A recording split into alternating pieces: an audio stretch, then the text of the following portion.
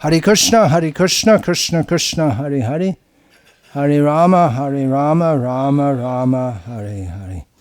Sri Vishnu Sahasranama, name 828, is Ashvattah, which students of Bhagavad Gita at least know to be meaning banyan. However, Parashara Bhatta gives another meaning. Shva means, well, one meaning is dog, but another meaning is tomorrow. So here we have not, shva, tomorrow, sta, fixed. So what does that mean? Put it all together. Not fixed in one day, just for tomorrow. Did you ever have that experience? Those of you who learned any language, you're reading and you can understand all the words in the sentence, but you can't understand the sentence because you can't understand how it all fits together. So what it means is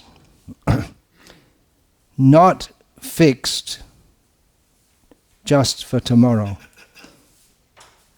In comparison to the demigods, whose position is impermanent.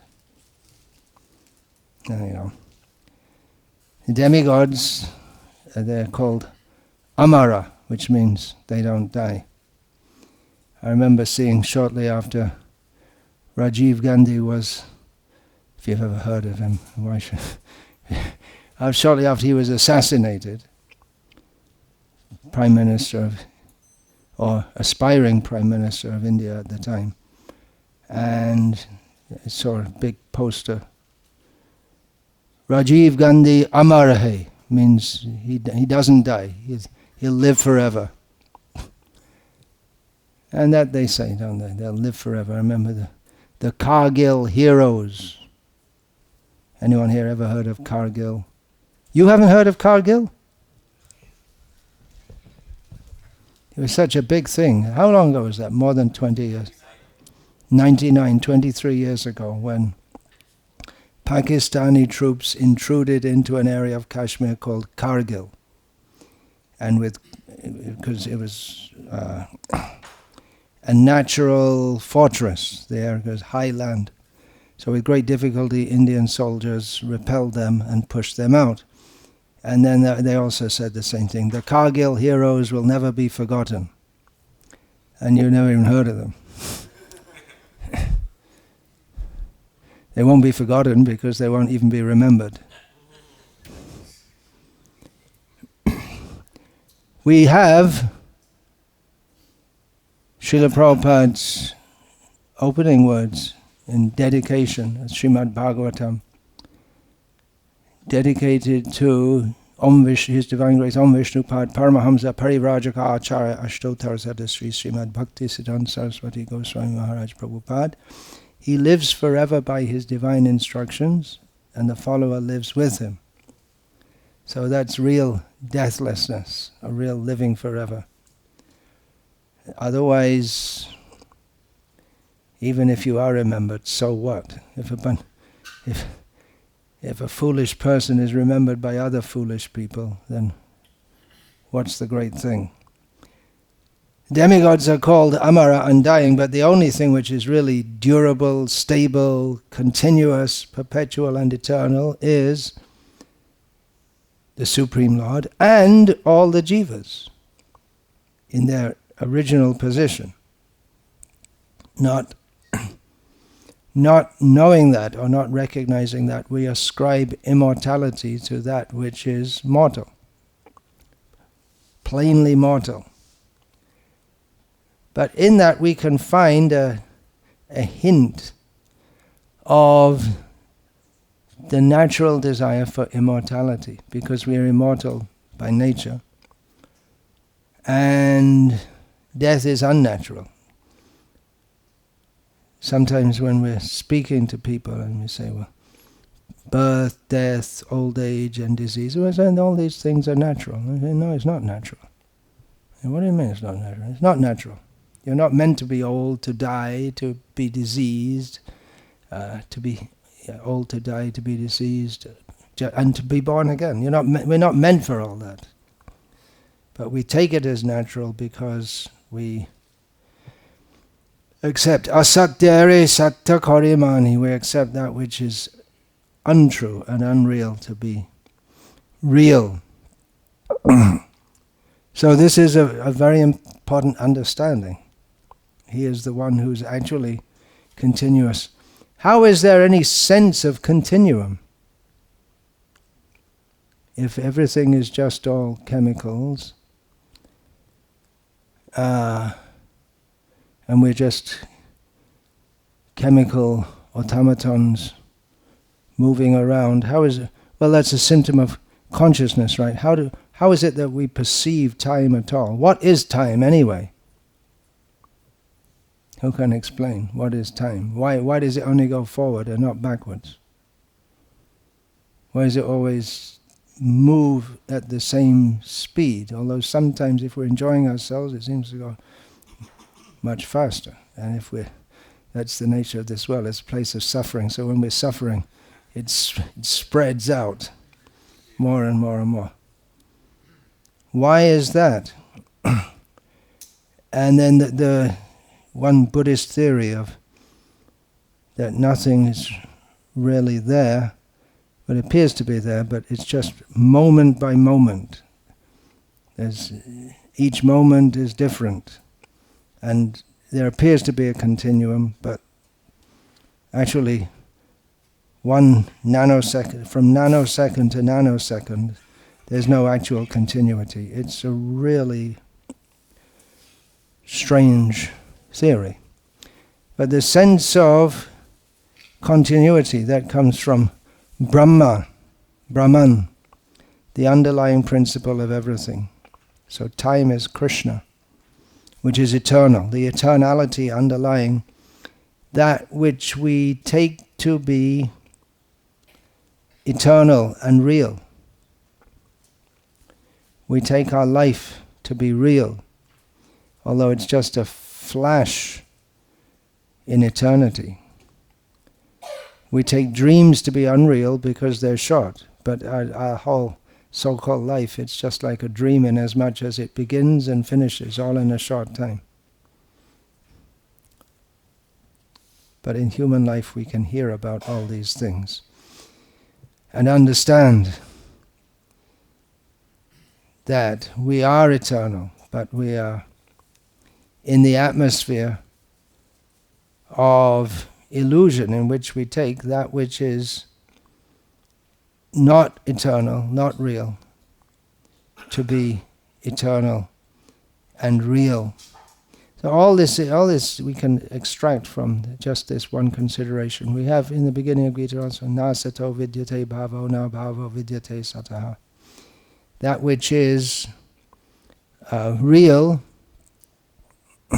or first of all, that which is unreal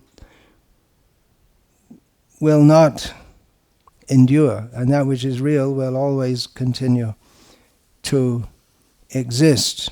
It's just 2 lines, but it gives a completely different perspective on life to that which you'll ever get in any school or university or from your grandmother or from a TV show. You won't get it. Even you'll have TV Mahabharata. But I don't know, I never watched it, but I presume they don't get into such depths of understanding. Ashvattah, to support this interpretation of the name, gives reference from Vishnu Purana, Murtim Rajomayim Brahmim Ashrita Shrujati Prajaha Ashricha Paurushim Murtim Satvikim Yah Sapalayan Kalakyam Tamasim Murtim Ashricha Grasate Jagat. The Supreme Lord resides within the body of Brahma, principal demigod, who is composed of Rajoguna. And in this way he creates the world. As Vishnu, he is Sattva Guna. He is fully sattvic and he protects the world. And taking the form of Kala, yeah, I said Kala is Vishnu, but Kala is also very much related with Shiva, Mahakal. Everyone in Madhya Pradesh has heard of Mahakal, the Jyotirlinga at Ujjain, Avanti, where Krishna went to school. So they're very much aware. Kal is also a term used for death. So here it says Kala Kyam, who is known as Kala, means Shiva. Assuming the body of Kala, composed of Tamoguna, he literally swallows, the word grasata, he swallows the universe. So in this way, the Supreme Lord, he enters all the various demigods and oversees them. In Gita also, Krishna, what is that? Srila Prabhupada's translation, I'm the underlying principle of all the demigods.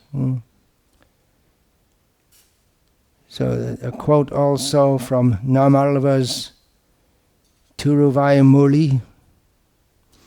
The lower deities, who we, foolish people, are inclined to worship to get different worldly benefits, they're like tax collectors. In other words, they take, for those who don't have a direct connection with Krishna, or this analogy is given of tax collectors, they're like tax collectors who take the worship and offer it to Krishna. But actually it's better to worship him directly. They, the demigods, have been established in their positions by the Lord, who is the Daiva Nayaka, the chief of all the gods. Then Shankaracharya, one of his references, it's an obvious one. He quotes from Gita, Urdhva Mula Madah Shakam Ashvatam. Hear the word Ashvattah. Ashvatam Prahuravyayam. Chandangsi yasya parnani yastang veda saveda vid. They speak of, it is spoken, this material world is spoken of as an eternal banyan tree. It's spoken of. It's not actually, but it appears to be like that. And even you see banyan trees, they can live for hundreds of years. Srila Prabhupada in one purport that, what is that Bhagavatam verse? Do the trees not live? Taravo kim najivanti. Do the trees not live? And in the purport, Srila Prabhupada mentions that in the Calcutta Botanical Gardens there's a banyan tree which has stood there for hundreds of years. It's not there now. It got hit by a cyclone, what you call a hurricane over here. And everything in this world has to come to an end.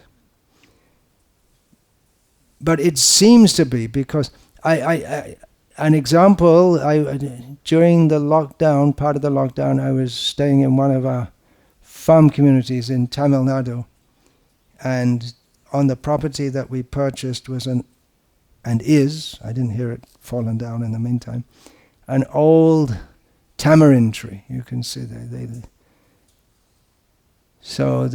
was a man living just close by. He was about 90 years old. And he said when he was a child, he lived in the same place all his life. Anyone in America does that? I don't think so. Dvibuj Prabhu. No. He wasn't born here. He didn't live here in his childhood. Maybe that's what we should see. That would be the success of our farm communities, if kids are born here and live all their life here.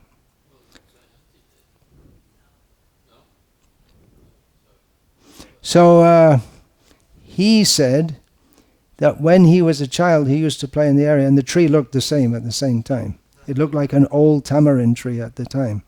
And it gives so much fruit several harvests.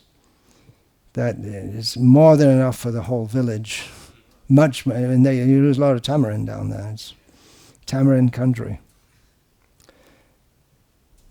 So it seems something eternal. There's a book which I didn't read, but I read the outline of it, called The Mill on the Floss by George Eliot. And I'm thinking, well, this is getting mundane, but it's to demonstrate a point. George Eliot, who was actually a female who took that pseudonym, about the beginning of the Industrial Revolution in Britain, and the central or major part of the story is someone grew up in a village, and a nice village, everything pristine, pastoral, and after some years came back and there's a mill there, and mills in those days. Another English writer, that William Blake, he spoke about the hellish mills.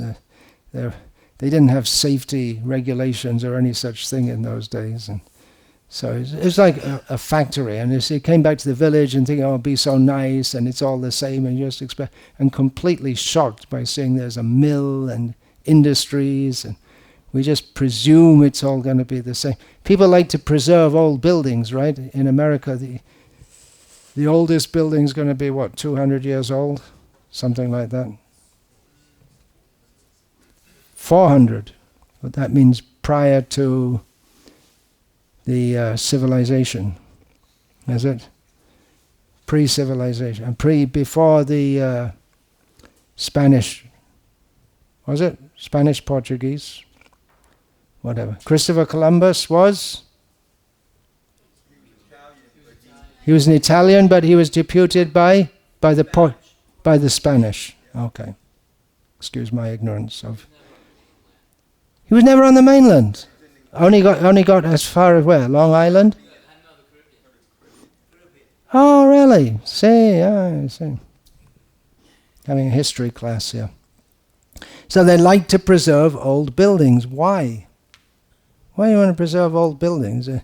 There's so many buildings in Europe, piles of stones, old castles, useless for any functional purpose.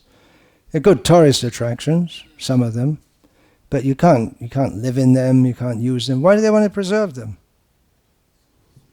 Money, but why should there be money from a pile of stones? Business. Well, that's just another way of saying money. It's a cultural experience. Well, the point I'm getting at is that it gives the idea of continuity, that it feels like that we're part of something bigger and older. But in course of time, everything will change. Everything will change. Everything will be destroyed. But we have a feeling, our cultural heritage, we have to preserve it. Right? Why? No, we are connected to the culture which is actually eternal. And that's getting a little political and controversial. I've been here 3 days. I have been a good boy up to now. But there is an idea that Vedic culture or Indian culture is just the same as any other culture. Right? And therefore you can have Krishna consciousness with Western culture. Ever heard that before? It doesn't matter, it's all the same, it's just a different kind. Actually, Western culture is the best.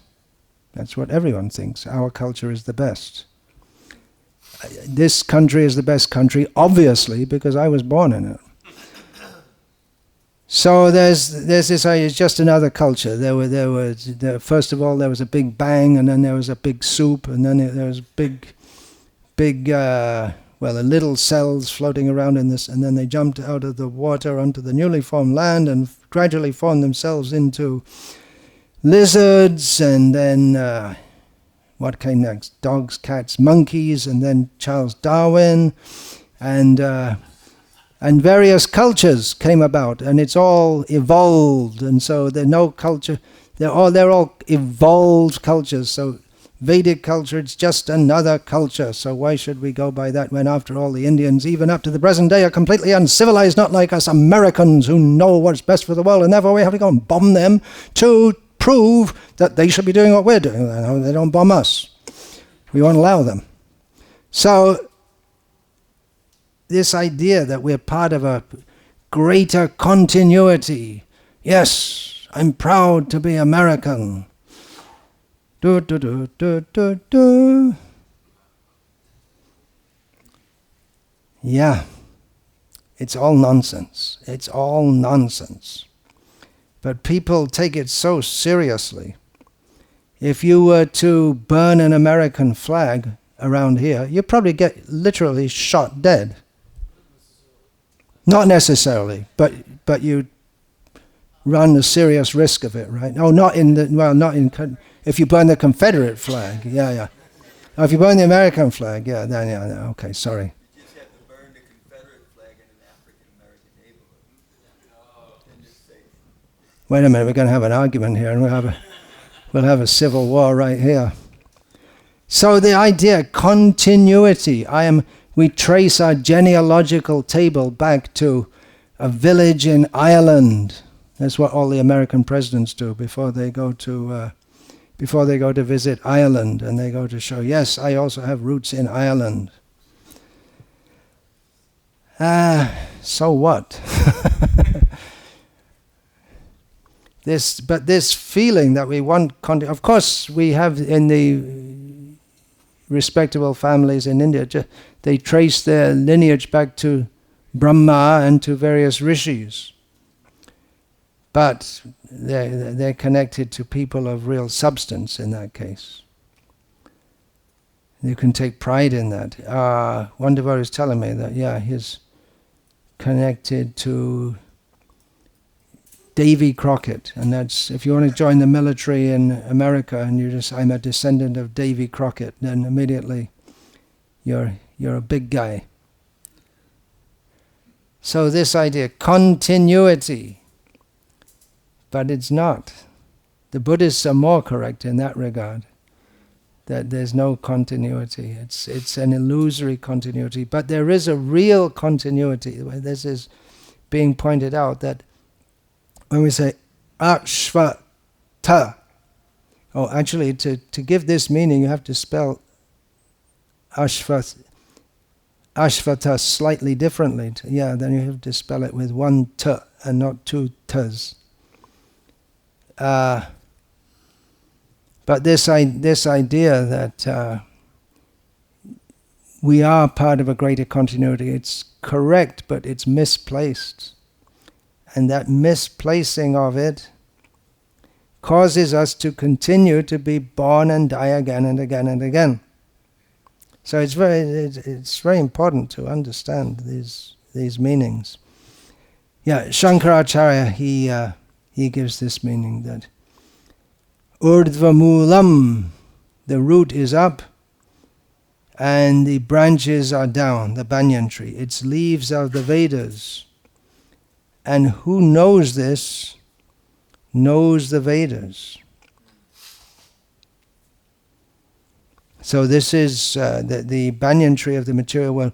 Prahuravyayam. They say it's eternal. So that's why I went off on that tangent, because some examples of how people, they presume it's eternal. Or it just goes on and on and we. But the real thing which is eternal is Brahman. And because everything in this world is rooted in Brahman, it comes from Brahma, as we were saying yesterday. Yato va imani bhutani jayante. That Brahma is that from which everything comes. Yena jatani jivanti, in which everything exists. Yat prayat yabhisang vishanti, in which everything again enters into. That is Brahman, which is eternal. So the knowledge of the Vedas gives both the kamya karmas, or the things that people can do to fulfill their material desires, which perpetuate our cycle in birth and death, and also gives the knowledge of how to become free from this tree of material existence. That we have to do, what is that? Drudhena chitva, asanga shastrena drudhena chitva. How can we get free from this? It's like a little jungle in itself, a banyan tree. But how do you get free from it? You have to, by the sword of non-attachment, one has to firmly cut it down. That's the way. Satyadevo Vashishta gives, also based on the idea of Shva as tomorrow, gives the understanding that Shva means tomorrow, represents time. Tishtati iti Shvattaha. So he who is not constrained by time, and that's why he's called Sanatana. We're not actually constrained. Time destroys everything. No, it destroys everything if we don't understand that we are eternal. Satyadevo Vashishta quotes from Kathopanishad, similar to the Gita verse. We'll find in the Gita and Bhagavatam so many verses which are similar to verses in the Vedas. Urdhva mulo vak shaka esho shvata sanatanaha. There we have Ashvattah sanatanaha. So Urdhva mulo vak shakha esho shvata sanatanaha tadeva shukram tad brahma tadeva amrita muchyate. This is actually people tree. We're saying banyan, but it's Srila Prabhupada translates Ashvattah as banyan, but people tree has its root above and its branches downward. It is effulgent. That is Brahman. That alone is immortal. In Gita, Ashvattah sarva vrikshanam, among all the trees, Krishna says, in describing his opulences as can be perceived in the material world, Krishna says, Ashvattah sarva vrikshanam. Among all the trees, I am the Ashvattah. So Srila Prabhupada, in his purport, says that the banyan tree, Ashvattah, is one of the highest and most beautiful trees, and people in India often worship it as one of their daily morning rituals, as you may have seen. I used to see in the old part of Calcutta, if you go there, you'll see that tree growing, and it's jutting out into the road, and in the road's completely packed. But still, it's like the cow. If a cow sits down in the road, then it used to be. No one would get the cow up, even it causes traffic jams and everything. So the banyan tree is jutting into the road, and people come daily and tie strings around it, and so there's thousands, and they're just covered in strings and the branches and everything. It used to be that no one would cut such a tree, but nowadays they do, because everything is declining. Ficus religiosa. That's the Latin name. And it seems like it's immortal if we compare to the human life, because the trees live much longer. But then Srila Prabhupada quotes on that Taravo king najivanti, do the trees not live? And in the purport he compares the tree that may live hundreds of years. Redwood trees, they can live for centuries, right? 1,000 years. They're supposed to be the oldest living known on this planet. They can live out to 1,000 years. But Srila Prabhupada said, well, what's the use? Well, it's actually a punishment to have to stand there for so long. And then he gives the example of Shankaracharya only lived 32 years, but what is his life? What is his contribution? In the meantime, the same tree is giving shelter, and the kids that play under it, and then later their kids play under it, and then later their kids play under it, and it goes on generation after generation. So it seems like that, and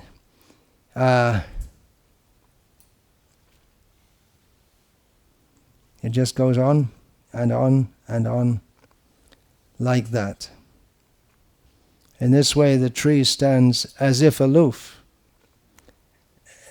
It's so like that. Krishna is eternal, and he sees everything is going on in this. Everything is going on, and he's just aloof. Sees it, but doesn't get involved. Baladev Vidyabhushan gives the meaning, a similar meaning, that he owns the material manifestation and it is eternally controlled by him. And in this way he links it with the previous name, Nirgrodhombura, which also gives the sense of the banyan or people that but it also gives the sense which Baladev gives here, that Ashvattah means he's the controller of all moving and non-moving beings. He gives happiness to his devotees and tortures and destroys the enemies of his devotees very easily. He gives this understanding that he eternally rules over the universe, and the universe is never the same, it keeps constantly changing, but he is the same all the time. Satyadeva Vashishta, in another of his interpretations, again he usually links the names with facets and features of this material world and how Lord Vishnu is overseeing that. So he derives the meaning to his pervasiveness. Lord Vishnu pervades the entire universe as the Mahabhuta, the five great elements, earth, water, fire, air and ether. So he is them in one sense, and he sustains them and maintains them. And in this way, he maintains the universe.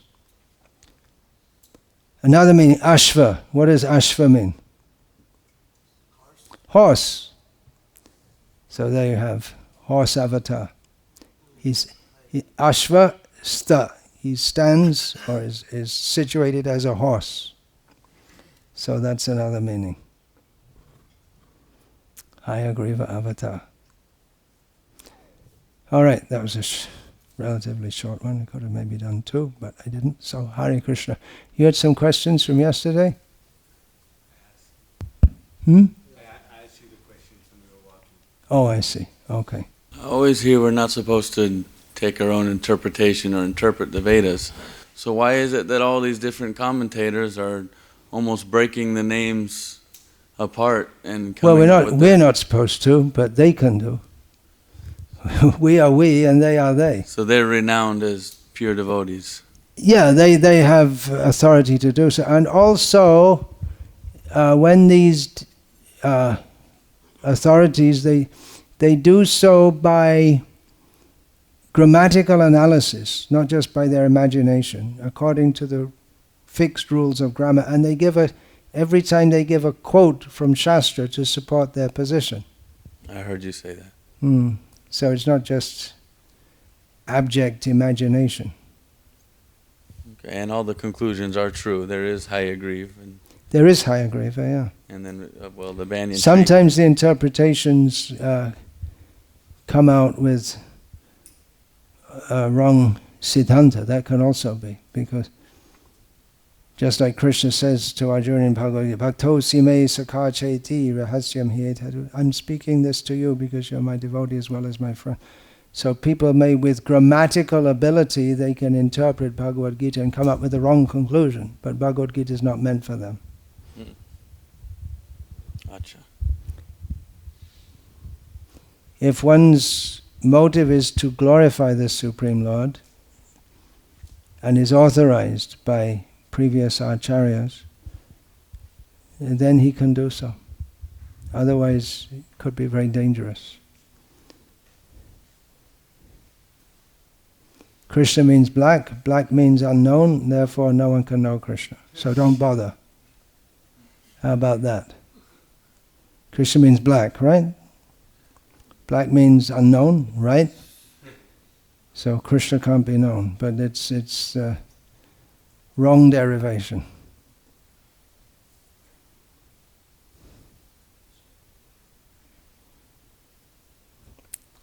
Why is it wrong? It sounds right, sounds logical, right?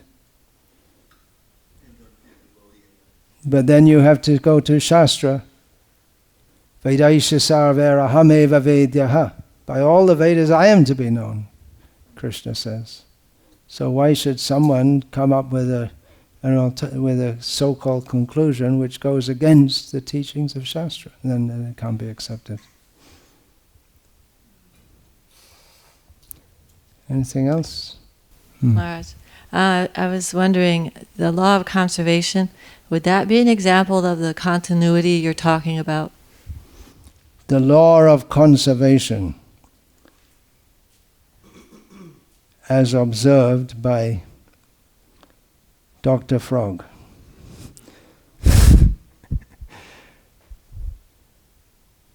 In so-called science, there are so many presumptions.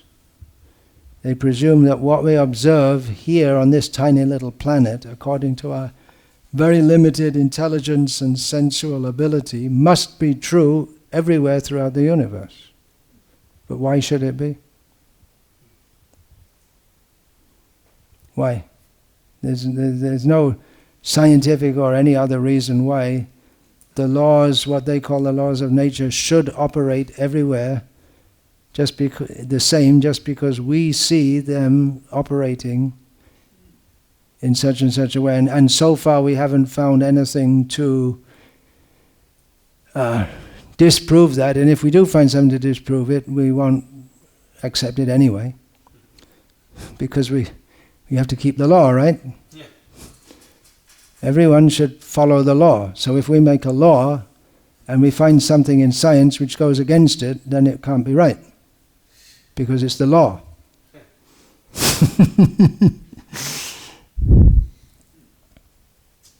Nothing can travel faster than the speed of light.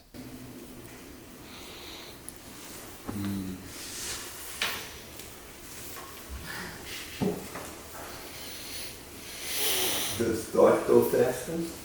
Definitely.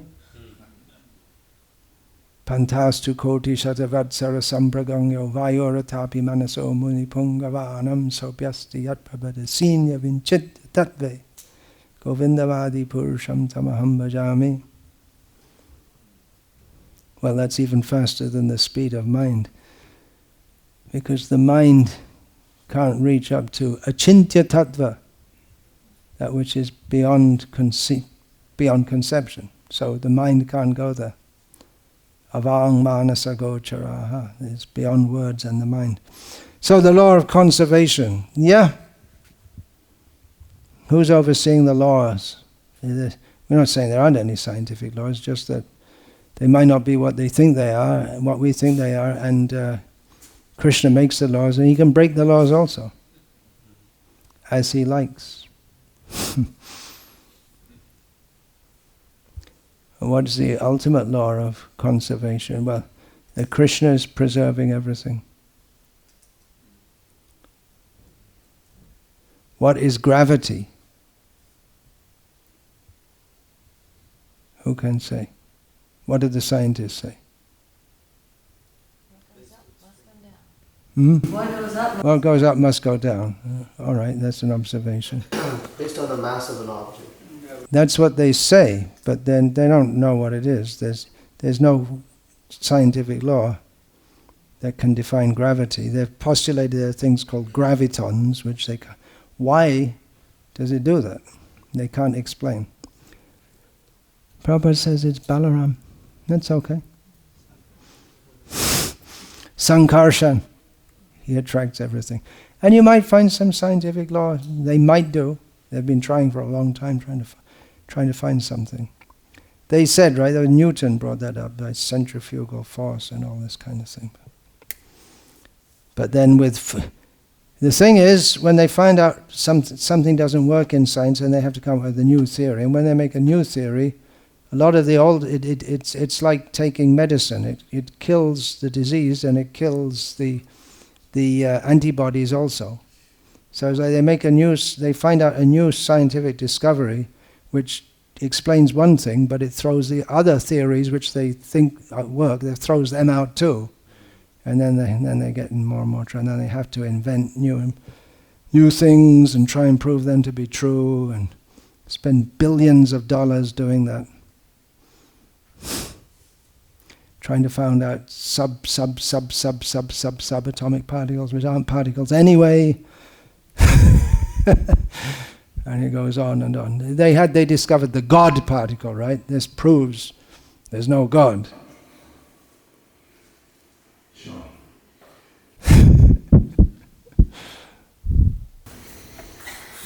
That proved there was a God.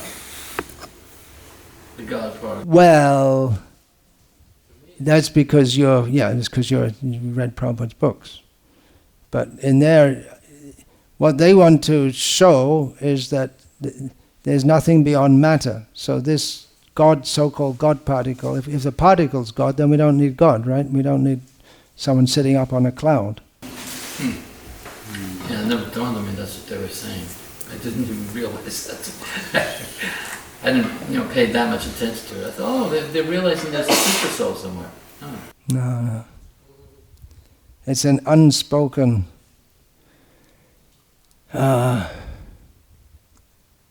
convention within science. You can't bring anything metaphysical. Not allowed.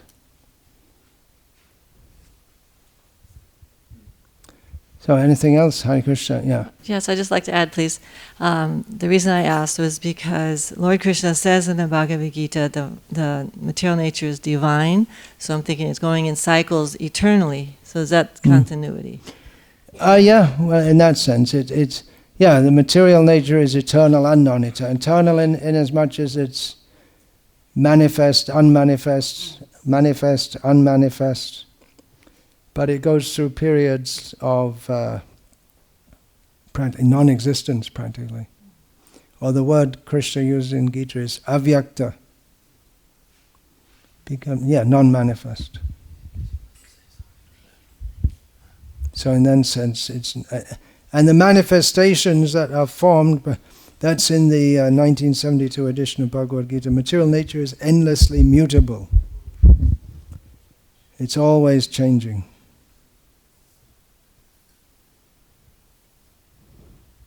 I think Mother Narada Priya clarified my question. My question was that isn't the law of conservation that neither matter or energy can ever be destroyed?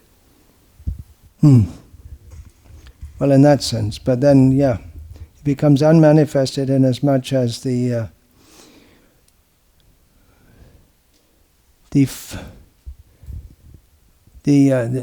five elements and three subtle elements, they cease to exist, right, during Mahavishnu's breathing in period.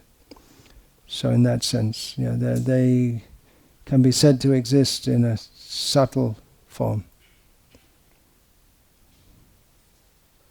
And everything that is produced from these elements, it doesn't remain. Nothing will remain. All things must pass.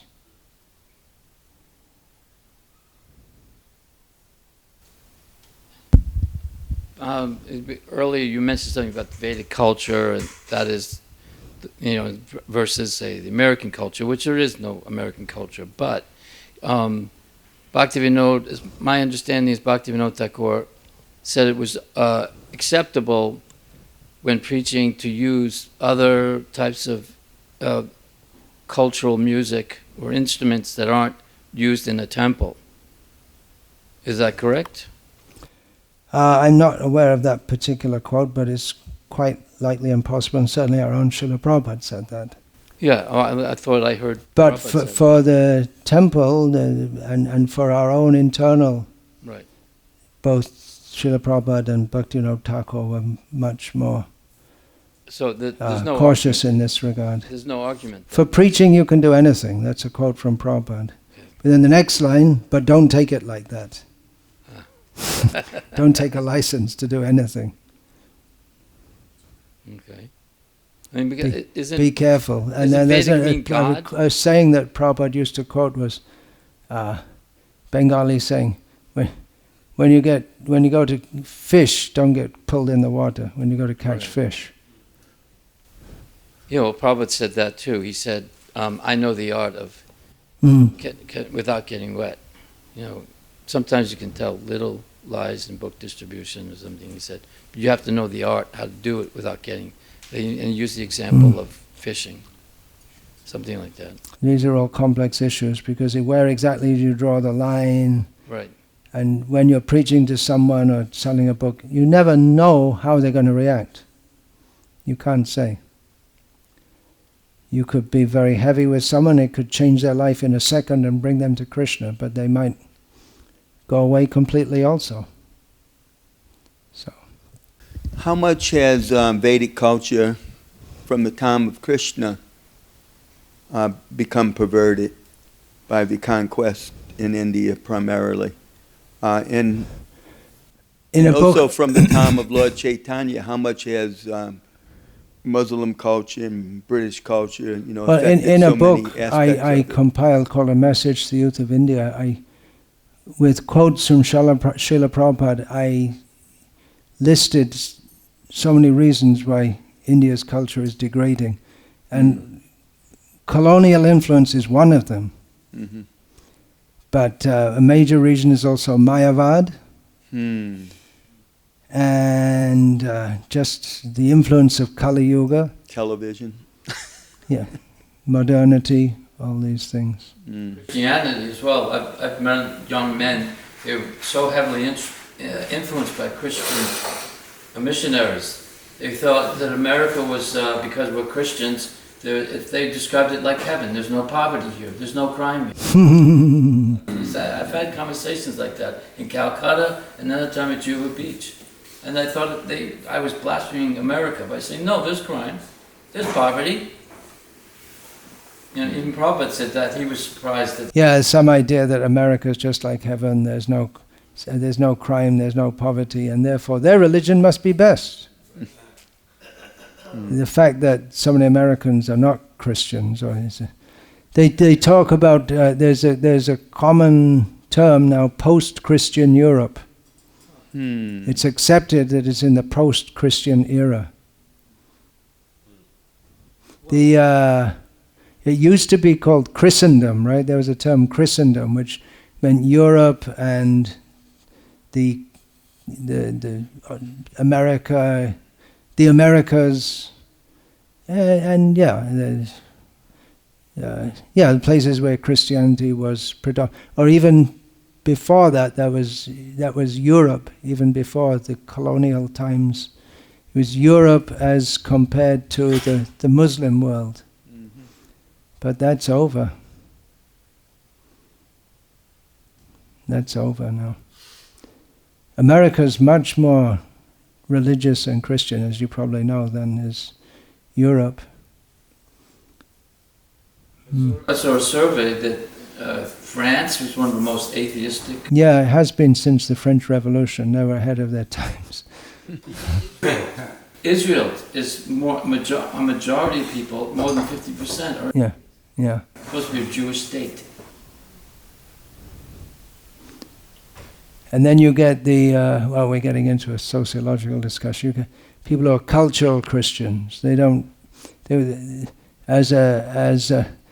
to be Christians, but they don't want Europe to be overrun with Muslims. So they're cultural Christians means it's a stand against the Islamization of Europe. Londonistan and all this, they call it. So, I mean, Israel has a point, and so do a lot of Muslim countries, and so does Japan. that as soon as you let so many immigrants in, then you sort of lose the culture that's there. And to some extent in India, where is there a safe place for Hindus? There's a safe place for Jews in Israel. But in India, you have a constant, battle between Christians and Muslims. And where is a safe place for Sanatana Dharma, or what's commonly called Hinduism?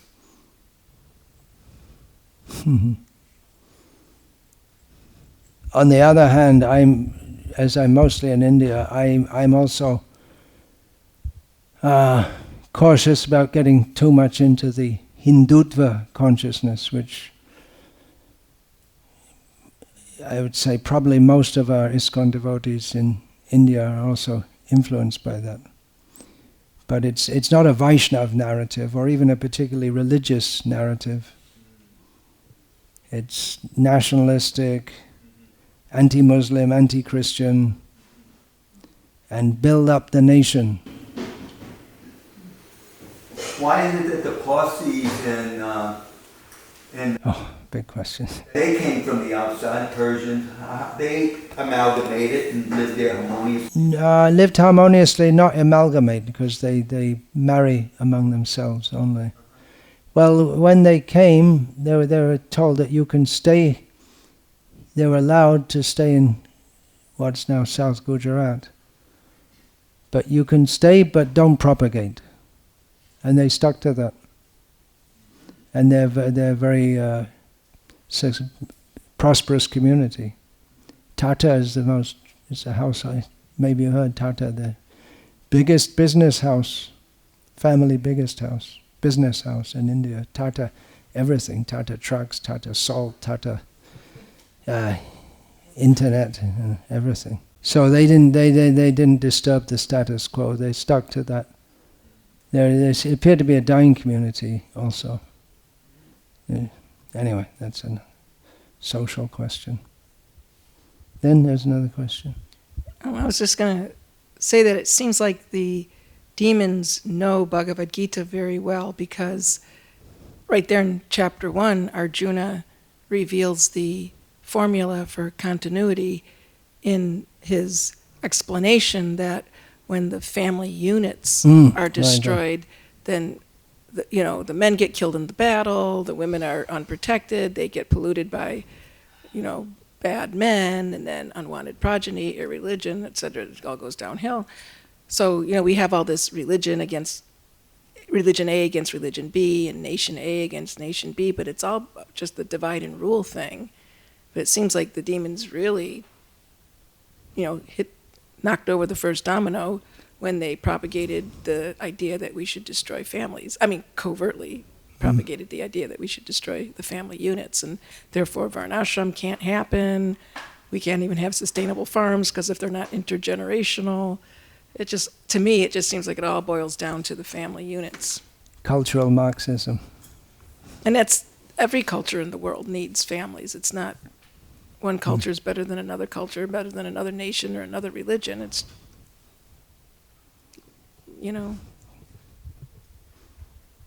Good point.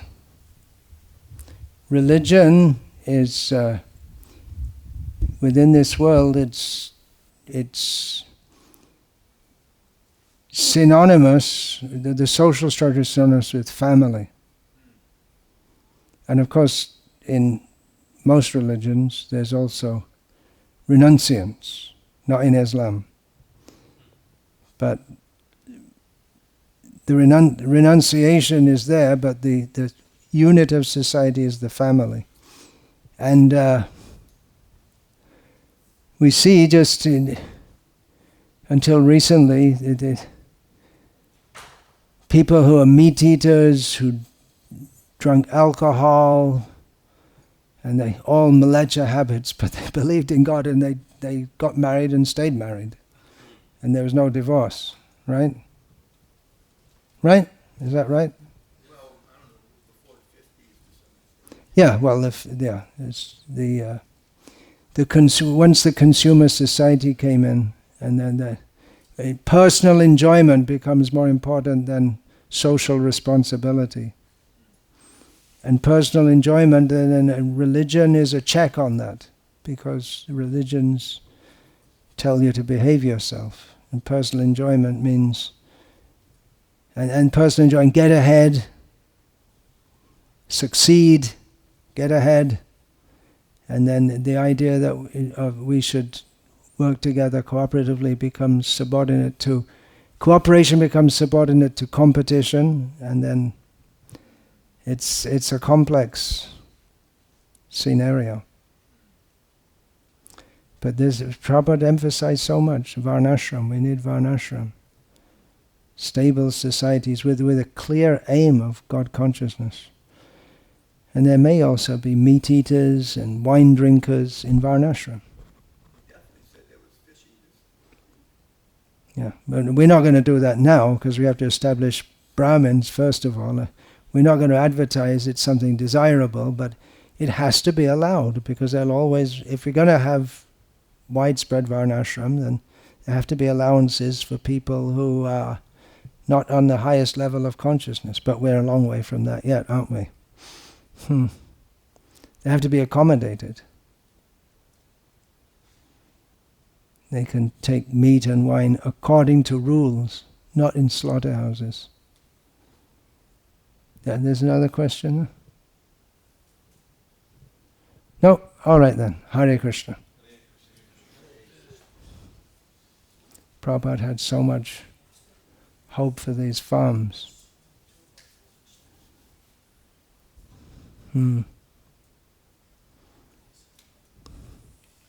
Simply suffering. Family instability means simply suffering. For personal, I don't feel happy in this marriage, therefore cut the marriage. And their kids, well, anyway, what the hell.